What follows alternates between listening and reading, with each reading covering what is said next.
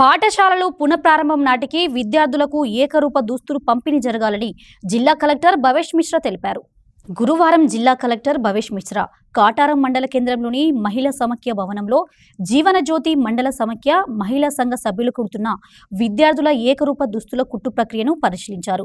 ఈ సందర్భంగా ఆయన మాట్లాడుతూ జిల్లాలోని అన్ని ప్రభుత్వ పాఠశాలల విద్యార్థులకు యూనిఫామ్లు అందించేందుకు చర్యలు చేపట్టామని అన్నారు.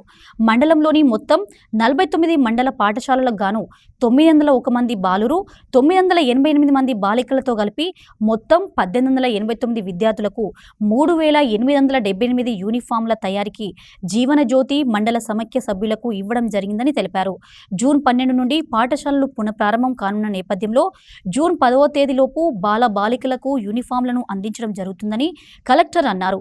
శిక్షణ పొందిన సమాఖ్య మహిళా సభ్యులు విద్యార్థుల కొలతల ఆధారంగా యూనిఫామ్లను కుట్టాలని అన్నారు.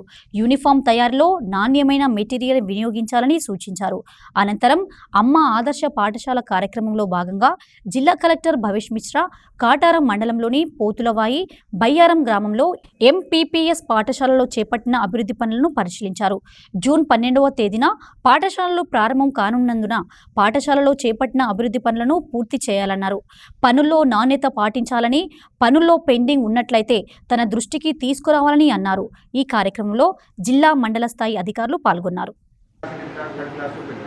సో వాళ్ళకి మీరు ఇక్కడికి పిలిపించి మీ సమక్షంలో టెస్ట్ చేపిస్తే మీరు ఎక్కడ తప్పు చేస్తూ ఉంటే ముందే మీకు తెలిసిపోతుంది.